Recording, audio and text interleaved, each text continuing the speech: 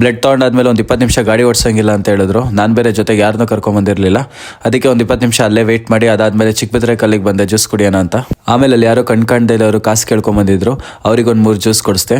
ನಾನೇನು ಈ ವಿಡಿಯೋ ಬಿಲ್ಡಪ್ಗೋಸ್ಕರ ಹಾಕೊಂತಿಲ್ಲ, ನಿಮಗೂ ಯಾರು ಈ ಥರ ಕಾಣಿಸಿದ್ರೆ ನೀವು ಅವ್ರಿಗೆ ಕೈಲಾದಷ್ಟು ಸಹಾಯ ಮಾಡಲಿ ಅಂತ ಅಷ್ಟೇ. ಆಮೇಲೆ ನಾನೊಂದು ಪೊಮೊಗ್ರೆನೇಟ್ ಜ್ಯೂಸ್ ತೊಗೊಂಡೆ. ಅಷ್ಟರಲ್ಲೇ ನಮ್ಮ ಹುಡುಗ ಬಂದ, ಅವ್ನಿಗೊಂದು ಜ್ಯೂಸ್ ಕೊಡಿಸಿ ಅದಾದ್ಮೇಲೆ ಮನೆ ಹತ್ರ ಹೋಗಿ ರೆಡಿಯಾಗಿ ನಾನು ಸೀದಾ ಜಿಮ್ ಕಡೆ ಹೊರಟೆ. ಇವತ್ತು ಜಿಮ್ಗೆ ಸ್ವಲ್ಪ ಬೇಗ ಹೊರಡ್ತಾ ಇದ್ದೀನಿ, ಯಾಕಂದ್ರೆ ನಮ್ಮ ಸೀನಿಯರ್ ಬರ್ತಡೇ ಇತ್ತು, ಕೇಕ್ ಕಟ್ ಮಾಡ್ಸಕ್ಕೆ ಹೋಗ್ಬೇಕಿತ್ತು. ಹೋಗ್ತಾ ಹಾಗೆ ಪೆಟ್ರೋಲ್ ಹಾಕ್ಸ್ಕೊಂಡು ಆಮೇಲೆ ನಾನು ಬಗಲಗುಂಟೆಗೆ ಬಂದು ನಮ್ಮ ಬಾಯ್ಸಿಗೆ ವೆಯ್ಟ್ ಮಾಡ್ತಾ ಇದ್ದೆ. Hi Sagar, what is sudden ಬಾರ ಇಲ್ಲಿ ಬೇಡ ಬ್ರೋ.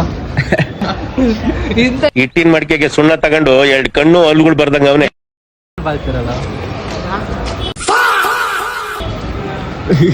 ನನ್ನ 100 ರೂಪಾಯಿ ನೋಡಿ, 300 ರೂಪಾಯಿ ರಿಚ್ ಕಿಡ್ ನೀವೇನ್ ಬಿಡ್ರಿ ಸಾವುಕಾರ ಮುಂದಿ ಪೇ ಮಾಡ್ಬಿಡೋ ಸಾಗರಕ್ಕೆ. ನೀನ್ ಹಾಕೋದು ಏನಾ ಮೂಟ ಇದ್ದಂಗ ಅವನಲ್ಲ ಅವನು ಕರಿ ಇಡ್ಲಿ.